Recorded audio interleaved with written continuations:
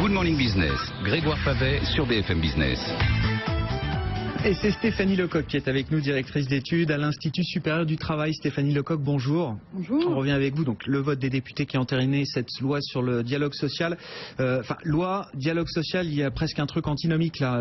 C'est ce que je dis depuis ce matin. C'est quand même le reflet de l'échec des négociations entre partenaires sociaux. Là. Oui, on est d'accord. On part de l'année dernière. Donc, il nous a fallu finalement un an. Mais un an, c'est très long et très court à la fois parce que réformer quasiment 70 années du Code du travail en matière de représentation du personnel, c'est très très dur à faire.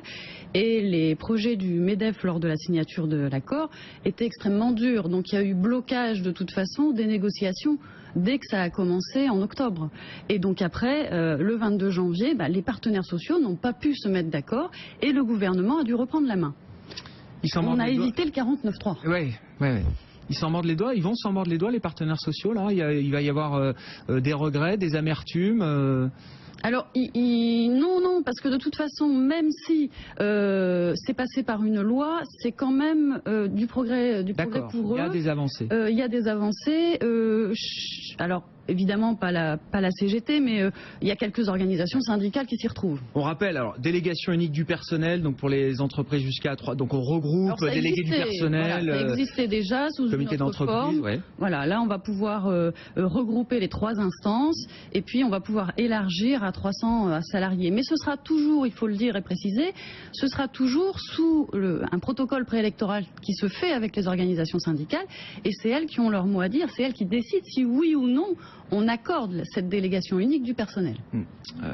Compte personnel d'activité, donc là on regroupe tous les droits sociaux du salarié, formation, pénibilité, compte épargne-temps. Exactement, on va être multicarte, c'est-à-dire que l'idée est bien parce que de plus en plus les salariés doivent se dire que leur métier va changer, leur métier va évoluer, je ne vais plus être affecté à une entreprise toute ma vie, je vais devoir être mobile, je vais devoir changer de société régulièrement et j'aurai toujours des droits petit à petit qui seront transférables. Et ça, c'est un net progrès. Je reste propriétaire de mes droits, quel que soit mon statut et quelle que soit l'entreprise dans laquelle Alors après, il faudra regarder, ça va être compliqué à mettre en œuvre. Toutes ces mesures ou mesurettes vont être compliquées à mettre en œuvre et pour les DRH, ça va être difficile. Oui, non, mais c'est ça.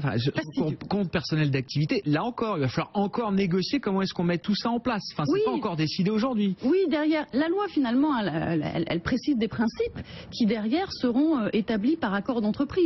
Mais il ne faut jamais oublier qu'il y a l'accord d'entreprise ou l'accord de branche. Et c'est dans la branche. Les branches professionnelles doivent vraiment être réformées, être revues, être retravaillées pour qu'on puisse, pour que mon salarié puisse avoir vraiment un transfert effectif.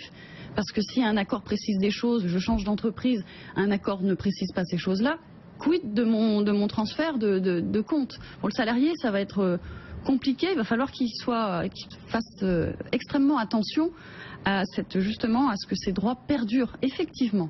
Bon, et puis alors il y a la représentation régionale là pour les très petites entreprises, les commissions. Donc là qui a créé pas mal de crispations, notamment du côté de la CGPME. Quand on regarde ce qui est prévu en termes d'heures prévues, on n'a pas l'impression que ce soit quelque chose qui soit un énorme frein, on va dire, au fonctionnement des TPE dans le tissu français. Effet d'annonce absolument génial. 4,6 millions de salariés sont enfin protégés par une commission paritaire régionale, donc par région. Avec quelques heures de délégation à peine. 5 heures par mois. De délégation par mois. Plus du temps de travail effectif pendant leur mission quand même, attention.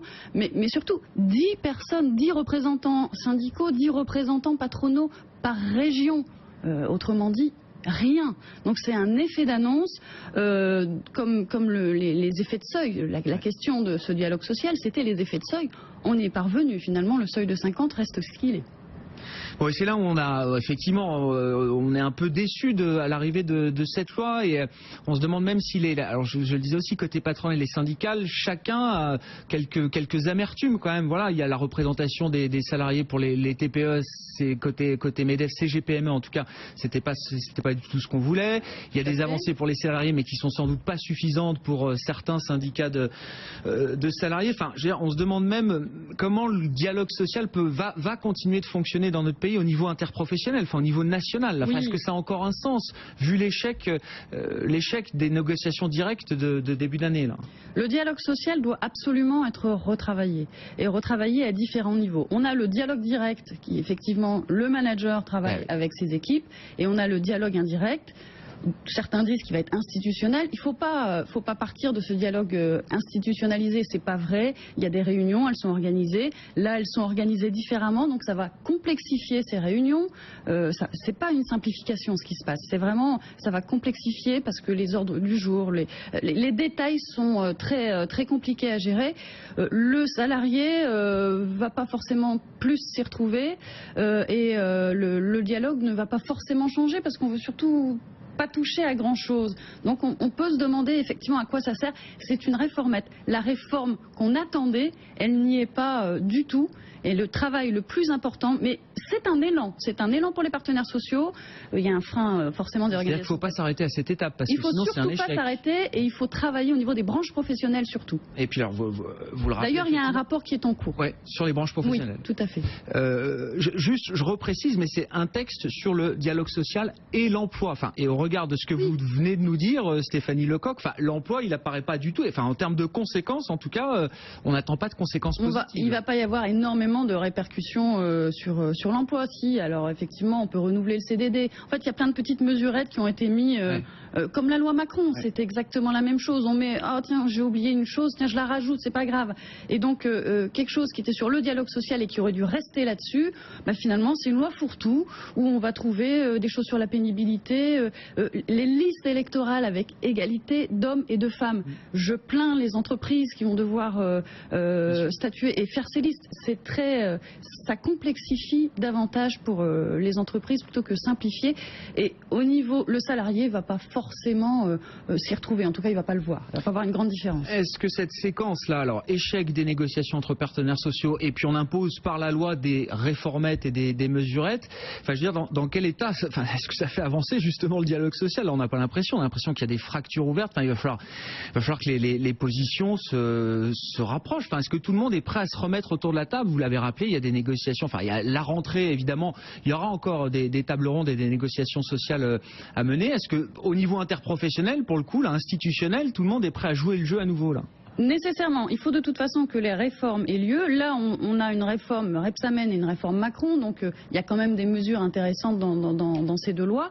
Il faut absolument continuer sur la négociation et sur la poursuite du dialogue social, mais on cherche à quel niveau on s'entend, à quel niveau on dialogue, à quel niveau on négocie. Donc on veut passer du code du travail. Plus d'accords au niveau des branches, ou donner plus de place aux accords de branche ou aux accords d'entreprise. Retravailler sur les branches professionnelles d'abord. Et ça, c'est la prochaine mission. Et après, ne pas tout laisser faire au niveau de l'entreprise, ou alors former clairement et que les partenaires sociaux soient extrêmement compétents pour qu'il y ait un véritable équilibre entre la direction et les partenaires sociaux pour des négos qui sont extrêmement importantes au niveau de l'entreprise. Là, d'accord. Il n'est pas question de remplacer l'un par l'autre, effectivement, mais comment est-ce que les deux... Travailler les deux. Oui, mais comment les deux coexistent? Enfin, je veux dire, qui est légitime pour quel type de mesure là? Enfin, de quoi doit s'occuper le dialogue institutionnel interprofessionnel et de quoi doit s'occuper le dialogue dans l'entreprise ou au niveau des branches? Le niveau du dessus. Le gouvernement, lui, il va toujours faire ses lois, il va, comme d'habitude, faire ses principes. C'est vrai que l'ouvrage d'Antoine Lyon-Camp et de Robert Badinter, il donne des idées à ce niveau-là, c'est-à-dire qu'on garde le principe du code du travail, et puis derrière on le déroule dans les branches et on le déroule dans les entreprises. Et pas l'inverse, c'est pas l'entreprise qui va décider de tout. Il vaudrait mieux pas. Et les partenaires sociaux au niveau institutionnel, pour le coup, ils sont prêts à ça, ou est-ce qu'il faut s'attendre à des résistances sévères là? Ah, mais on fait des réformes ou on n'en fait pas. Donc il faut que de toute façon ça cogite, ça travaille, et c'est en train de se faire. Les syndicats deviennent malgré tout de plus en plus réformistes. Enfin, on est dans le réformisme. Là, il faut vraiment une réforme conséquente pour qu'enfin on ait des échos en matière d'emploi. Parce que c'est ça l'essentiel, c'est qu'il faut qu'il y ait des échos en matière d'emploi. Et n'oublions pas, effectivement, ça faisait partie quand même des objectifs de cette loi, et voilà, ce sera pour plus tard, vous nous dites. Je pense. Voilà, pour les étapes suivantes. Merci beaucoup Stéphanie Lecoq d'avoir été avec nous ce matin, directrice d'études à l'Institut du Travail, l'Institut supérieur du travail sur BFM Business.